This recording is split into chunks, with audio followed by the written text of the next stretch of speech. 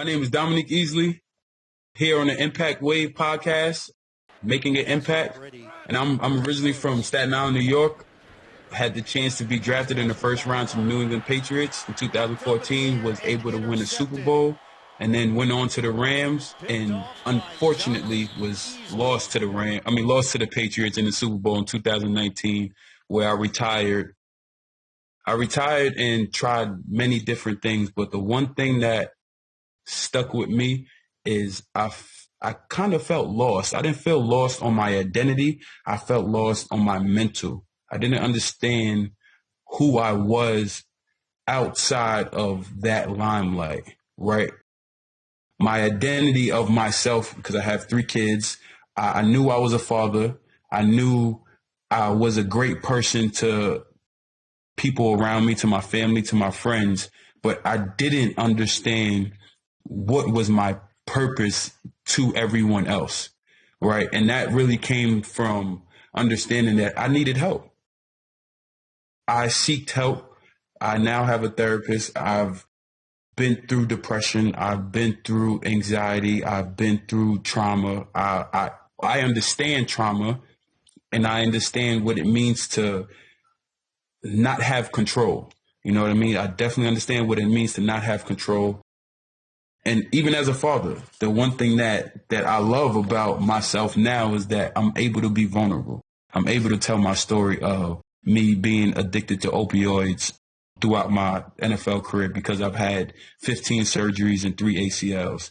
I'm able to be vulnerable and say that I was a terrible father when I first started because I didn't know how to handle playing football in college, because that was when I first had my first son, was when I was in college, playing football and being a father and being a man and being a teammate.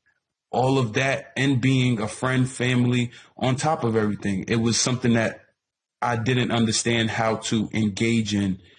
And no one's fault, but I wish that I would have had more conversations about it. I wish more people would have been able to speak to me and recognize that I needed help.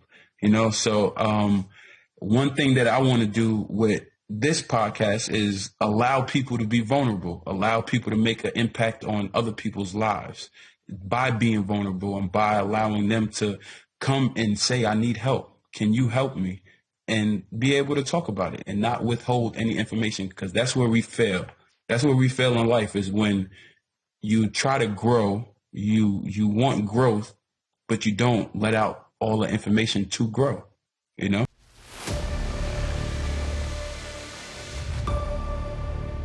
Welcome to Making an Impact. I definitely want to say thank you for joining our podcast today. We're going to be focusing on mental health and football. As we know, that's coming up in a couple of weeks. We got the biggest game that's going around in the world right now. My name is Dominic Easley from Staten Island, New York, retired vet played on the New England Patriots, 2014, was able to win the Super Bowl, and then went to the Rams. And we have here special guest, Super Bowl attendee, Sebastian Joseph-Day from where? Rutgers. Yeah, Rutgers. Yeah, up top. We have a northerner. We have a fellow northerner here. I definitely appreciate you coming, man. Definitely appreciate you coming. No, thank you for having me, Don. I really appreciate it, man. And, like I said, I learned so much from watching the way you, Brock, and AD move. And even still, my rookie year coming in from Rutgers, just being a young bull, just, tail, eyes wide open, just learning from y'all and how y'all went about y'all business, man. Y'all really, y'all are great, man. Y'all are great. And y'all really had a huge positive influence on me in my career and how it's been going. So shout out to you, man. Thank you for having me. I appreciate it, man. It was definitely a pleasure to watch you come in as a rookie and really bloom to who you are blooming to today. And just I know a lot about you, but just for everybody on the podcast here that's watching and tuning in, you can give them a little background about yourself real quick. Yeah. All right. Bet. Say less. So, I was born in New Jersey, Summit, New Jersey. I lived there till I was about like 6 or 7. Then I moved to Stroudsburg, Pennsylvania, where I attended high school. Got offered to Rutgers. I chose Rutgers because it was in New Jersey, had mad family in Jersey. I'm from Jersey. Felt right. Good academics. Went there. played, did their 5 years, redshirted, did their 5 years. Then I was lucky enough to be blessed and got drafted to the LA Rams. That Super Bowl run. That's where I met Dom, and all the GOATs, you know what I'm saying? And now I'm a 3-year starter, nose tackle for the Rams. And now we're in the bowl, man. It's been a blessing. It's been truly a blessing, man. Yeah, that last comment that you said right there. Now we're in the bowl. Just if you can, just let us know how that feels, man. A lot of people really live for this moment, live for this opportunity here. A lot of people dream about this opportunity outside of the NFL and inside the NFL. So for someone from New Jersey to wind up in the Super Bowl twice, not just once, but twice, is a blessing. So, I mean, just how you feel coming up to this day, man?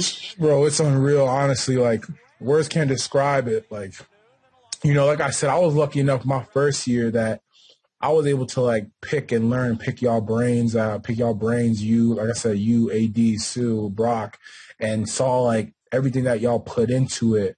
And, like, even though I was on the team, I wasn't activated. I was inactive. So, like, with me, it was more like a redshirt year. But even then, like, I saw the practices, how hard y'all went, how hard y'all worked all the time. And, that was what I try to replicate. So now this year, being able to go to that, I was able to play 7 games this year. Unfortunately, I got hurt, but those 7 games I played, like, I saw the laser focus that I put in that off season, bro. Like, I was working like a dog, bro, like locked in. And I had the pleasure to watch, baby. And like I said, I learned that from y'all. I really learned that from you, AD, Brock, and how to get there. So it's an unreal feeling, man. It's what you dream about since you were a kid. And nothing can explain the feeling of reaching that point. And honestly, I can't wait till that day comes. I don't be shaking, ready to go, man. Like, it's crazy. I can't wait for you neither, man. I can't wait to watch it either. And yeah, February 13th, right? February 13th. Yeah. In LA, at home. In LA. You're part of history right now. First Super Bowl at the SoFi Stadium, baby. First Super Bowl at the SoFi Stadium. Definitely, I can't wait to watch. Thank you, my man. And yeah, like I said, man, nothing beats it. And words can't even explain it. But yeah, it's a lot of tears, a lot of blood, a lot of sweat. That's it. That's all I can say. Yeah, I bet. And yeah, really just hit on to you being injured. I was definitely in your spot multiple times where I started the season and I got hurt. And back to the mental side, I guess for you, how did you deal with working so hard, putting in all the hard work, like you said, blood, sweat, tears going into the off season and understanding your opportunity that was coming up? I guess after you got hurt, how did you kind of really deal with that? Like, what did you get into? Did you put your focus on anything else? And yeah, how did you? No, yeah. And honestly, when I got hurt, it was hard, man. I'm not going to lie to you. I'm not going to sit here and tell you it was an easy process at all. I'm not going to sit here and tell you it was all roses, right? It was a hard time, man. I'm not going to lie, I think when you put so much time into something, right? When you put your heart into something, you put so much blood, sweat, and tears, and you work so hard, like during the off season, and then you're doing, like you said, you're accomplishing those goals that that you could accomplish, and you're reaching them, and you're getting closer and closer each week to them, and then boom, just like it's taken away. It does affect you in a negative sense, but I was lucky enough, like you said, to have a great support system, have my parents, have my fiance, to be able to lift me up during those hard times, during that hard time. And I really got into the word, honestly. Oh, that's pretty cool. The hard to say, a man of faith. I'm a man of faith. And, it doesn't matter. I believe, like, I'm a man of faith, but I'm a firm believer that someone's got to have something. You got to have something to believe in, right? Whatever it is, you got to have something to believe in. And I felt like that really honestly helped me each and every day battle through that adversity of me getting hurt. And at such a time that I was honestly peaking. And like I said, so the support system's huge, bro. I think family is number one as well. Without my mom, without my pops being there, bro, I don't know. Bro. That ass, like, it's a real thing. And it's a real thing, I think, as professional athletes. I think what people don't kind of realize is people go to work every day. People that work regular jobs go to work every day, and they work hard, obviously, behind their desk. But, what we do is we physically put it in, right? We tax our body, we tax our mind, we tax our spirit, our soul. So when that shit gets taken away, bro, you know what I'm saying? Like, it's like, you can easily hit that rock bottom, man. You know what I mean? Sometimes, you for real. And there was times I was like, yo, like I was hurting, bro. I was hurting, like, I'm not gonna lie. Even like in those times, right? Because I've been exactly where you've been at. Like, I've been exactly where you felt like, why me, right? Yeah, like, sure. why me? Do I deserve this? And how do I keep going? I mean, in those moments for you, I wasn't able to come up out of it. I wasn't able to recognize it. But being that there's a lot of mental health conversations going on in the NFL, there's a lot just worldly, right? Everybody, main topic to today, especially with COVID, is mental health, right? So for you, I guess, how did you manage to work out of that? How did you manage to keep going, keep pushing, keep going to the stadium, working out, keep going to the stadium, doing the same consistent rehabs, like that it'll get to you. So how did you really get through that? Yeah, and like I said prior, so how I was able to get through that and how I was able to endure that was, like I said, my faith in my family. But also I'd probably say the biggest thing is just I was listening to a couple of podcasts I would be sent. And like I said, my family, my sister would send me positive podcasts about hope and about faith and just things like that. I firmly believe that God doesn't put you in certain situations for no reason, right? There's a reason he puts you through. And like I said, I'm a man of faith, so I felt like that was always a thing that kind of pushed me each day to be like, you know what I mean? Like, I'm hurt, but I'm gonna come back better. Like, I'm gonna come back better than I was before. And just having that mindset of, listen, like, God is gonna provide for you and help you with whatever you need, but you have to make sure you do all the right things to get those things, right? And I just kind of like the way I dove into that mindset of, like you said, pushing myself each day to get up even when it's hard. Because like I said, like you said, bro, you're going to wake up some days, you do the same thing over the regimen. But, you just got to tell yourself, you just got to be positive. You have to give yourself positive words of affirmation in your head. Like, listen, back. Right there, that right there, people know how big that is. People don't understand how big positive word affirmation is. Yes. For a human being, period. Good energy.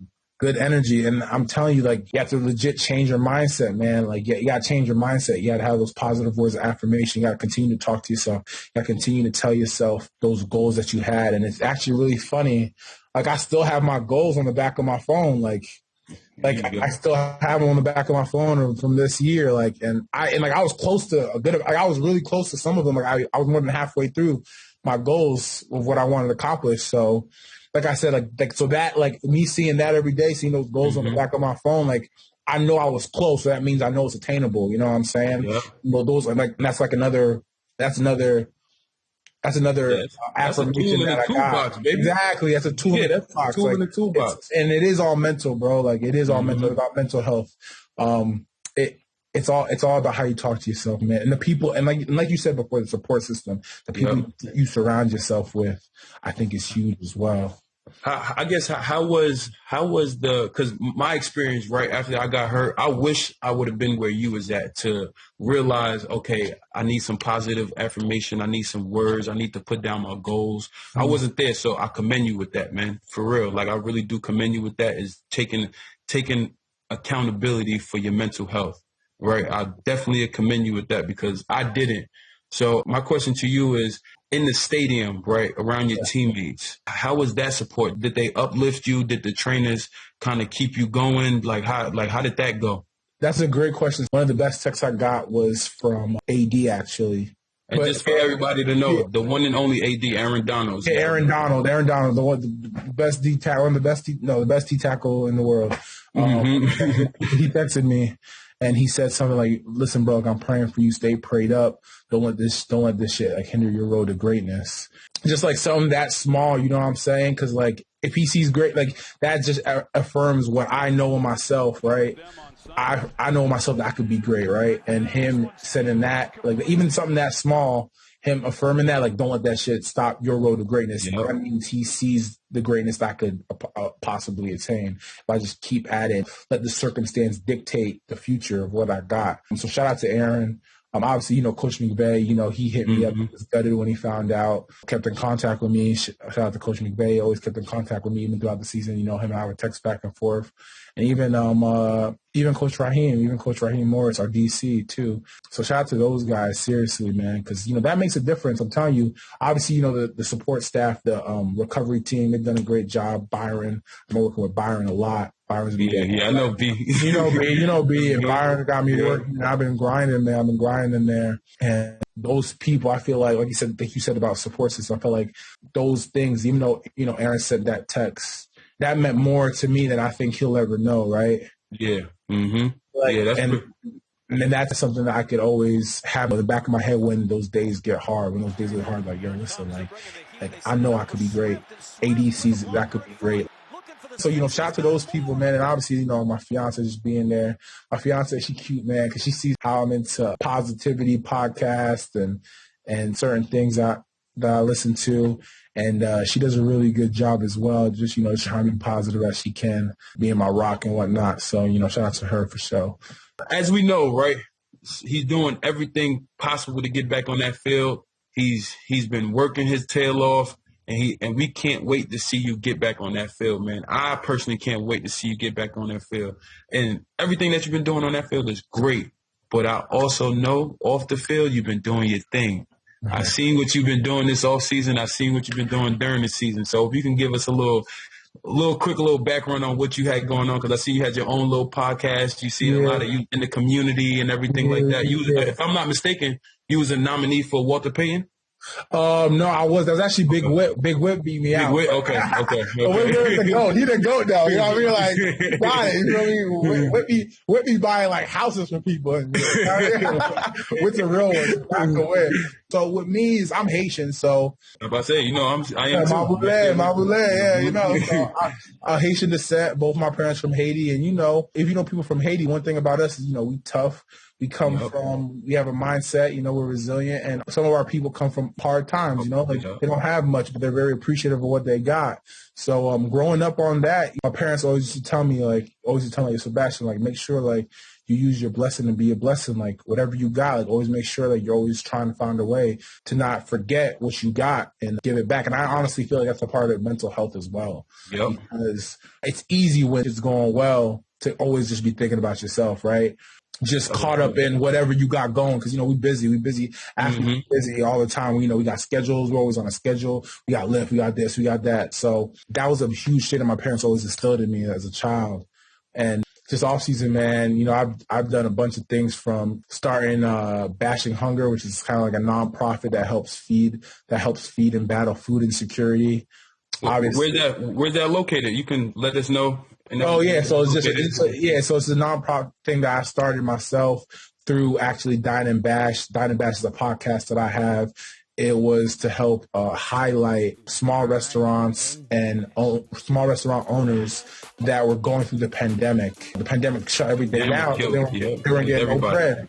They weren't getting no bread. Mm-hmm. So what I was trying to do was, I was thinking like, how can I help these people out? So obviously I donated money to a restaurant to feed people. And then I hosted an Instagram Live and I DJ to raise money. And then it kind of hit me. I was like, instead of doing this, why don't I just highlight these restaurant owners and tell their story, and so people could understand like what they've been through, the adversity they face, how they got to where they're at. And I feel like Haitians, we celebrate with food. Exactly. With food. Everything's with food. We learn with food. We talk. We learn. We tell each other stories with food. Mm-hmm. And honestly, that's how people grow and get closer together. Even hardships is with food. So why not be able to have a platform that highlights these people, give them a platform so they could get exposed, people could see them. And on top of that, just tell their story so people can now build that, build that connection with them. Like, wow, like my man's went through that. Like, that's crazy. Like, I feel the same, you know what I mean? And and I just felt like that's what it was about. And that's how that became that Dine and Bash. And then Bash and Hunger became that other entity off of Dine and Bash to help give back to people. So that's pretty cool, man. And not even noticing, and I don't know if you noticed this, but you said something in there when you was just like, it allowed people to connect with other people, which allowed people to be vulnerable. You know what I mean? Allow people to be vulnerable, allow people to actually communicate that I need help, right? That's the one thing that people in this world don't say too often, you know, because they feel like they have too much pride. And that's where you really get killed with mental health. You know what I mean? That's where people really hit rock bottom, is because they just can't simply ask for help. And that's one thing that I say football throughout our career has instilled in us, that we shouldn't need help. And if we ask for help, it looks like we're soft. Yeah, bro. It's crazy. It's crazy, bro. And the older, and it's crazy because, like, the older you get, like, you start to realize, like, yo, like, you ain't being soft. Like, you ain't being soft. Like, that ain't mentally stable. Like, that ain't mentally stable. And no, bro, it's so true, bro. Like, it's crazy. Like, and you know, huge shout out to the NFL, because I feel like the NFL has shifted a lot, even from my rookie year, from when I got in. You know what I'm saying? And has definitely took leaps and bounds to attacking that issue. But no, for sure, bro. Like, like there's a lot of stuff for sure that you like think back on, like even interactions with coaches, like stuff like that. And you're like, yo, like, is this even like like this? Not even like healthy. Driving it's not mentally like there. Like you driving yourself crazy. The coach is driving you crazy. Like you're like, what is this? But no, it's true. And it was funny with us, with athletes, I feel like, is that we're perfectionists, right? You want to be like, when you, especially at this level, bro, when you're in the league, it's you versus you. So you always trying to challenge yourself to be better. And sometimes, bro, you can take yourself off that cliff. You can take yourself off that cliff just grinding, bro. Just grinding. Like, I remember even like this off season, like my lady had to tell me, like, yo, Bass, like, babe, you guys chill. Like, you got to stop working out. Like, I was like, I was going like 3 times a day. Like, I was tripping. And she was like, you're tripping. Like, you're gonna get to camp. You're going to get to camp. You're going to be burnt. Like, you're going to be cooked. I want to highlight that right there. I really want to highlight that, because a lot of players, a lot of wives, a lot of girlfriends, a lot of support systems don't know when to do that. Yeah. And usually are really, really timid about doing that to athletes, or to, right, the way they look at us as the breadwinner, the person on top, or however they look at it. So we need more women. Apologize. What's your fiance's name? Your wife? Rachel. It's all good. Yeah. But she's my fiance, Rachel. Her name Rachel. Yeah, we need more women like Rachel around athletes to be able to tell us, sit down. You know what I mean? Like, sit down, get your mind right, and that's gonna prolong your career. And a lot of young cats don't realize that. And I'm glad, and some old cats as well. And I'm glad that we have people like you to be able to voice that and have been through that experience and have that power. Because when people look at this, they're gonna see a kid from up north, a kid from Jersey in the NFL, and isn't afraid to allow his support system to show him the right way, and not think that we know everything, you know? That's facts. And that's the biggest thing too, is pride, bro. Like, and pride's another thing with mental health too. Like, pride can get in the way. Ego's the enemy, bro. Like, ego can sometimes be the enemy. Like, your pride can sometimes be the enemy. Like, just because you are in the league and sometimes you are making bread and you are, successful, doesn't necessarily mean that, like you said, like your fiance, your better half, ain't looking out for you, or doesn't mean she doesn't know, she doesn't see what you don't see. Because sometimes when you in it, you got tunnel vision, you don't see nothing else, bro. You don't see nothing else, and you just locked in on that goal. And sometimes you need that outside voice, that just sees you every day and just knows you like the back of your hand, even though you don't want to admit it. But they know you, they know you, bro. They know you like, you don't want to admit it. They know you like that, but they know you like that. And, exactly. Sometimes you might be like, man, but deep down you like, yeah, they right. Yeah, right. You know what I'm saying? And that's and to be honest, man, as a father of 3, I got 3 boys. To be able to hear that coming from you, man, I commend you, for real. Like, I really do commend you, because how old are you? See, I'm 26. This is going to be my 4th year in the league. Man, I just started understanding this. I'm 29. So I really do commend you, man, that you're able to do this while you're still playing. Because the only thing that's going to do is prolong your career and prolong your after career, Thank you, bro. I appreciate that. I really appreciate that. Like I said, bro, I've learned from greats like you, Brock, AD, and Sue. Like, deadass. Like, I'm telling you, like, Brock's very knowledgeable. I gotta give my shout outs to Brock too, because Brock's was obviously a a real positive influences me too for the 3 years I started beside him too, bro. Like, Yep, yeah. Y'all was like little Bash brothers. Yeah, exactly. And he's talking about Michael Brock as everybody, by the way. Yes. Michael Brock is he's starting DM for the Detroit Lions now. He used to play for the Rams. Last season he played for the Rams, and he went to Detroit. Bro, one thing about Brock that I always respect is that he's always open to like take the young G's under their wing game, and he's very transparent about advice about family, advice about his lady, advice about how to handle certain situations. Because Brock's been in the league for like 10 years? 10 years, yep. I think next year is going to be 10. So like me being able to pick his brain too, honestly taught me a lot about those things. Because, I ain't no finished product at all. And I still got issues, mental stuff that I need to, not mental issues, but, like issues that I need to fix and recognize. I got to recognize and get better at, like anyone else. And exactly, I need that growth as well. So shout out to Brock as well, man. Brock is very. Yeah, that's what's up, man. Nah, I definitely, I am. Like I said, I am definitely proud of you, man. I can't wait to see you playing that bowl. I can't wait to see you playing that bowl in the next 2 weeks. I definitely want to appreciate Sebastian C. Bash for coming on, definitely being vulnerable with your own stories, definitely allowing us to understand that mental health is definitely big, and the NFL is definitely working on getting us better and making that a priority. Like we said, can't wait to see you playing that bowl. Can't wait to see you get that ring, man. Definitely go get that ring, and good luck. Good luck coming up, man. Yo, Ease, thank you so much for having me, bro. It's such an important conversation. I feel like it needs to be addressed, and I can't think of anyone better. OG, a legend like yourself, Florida legend, NFL legend, Super Bowl champ, talking about these issues. And again, thank you for opening up the space for me, bro. And I'm honored. I'm always here, bro. Of course. It's all love, dog. It's all love, for real. Thank you. And I appreciate it. And the one thing that we look forward to is making an impact. So thank you for joining us.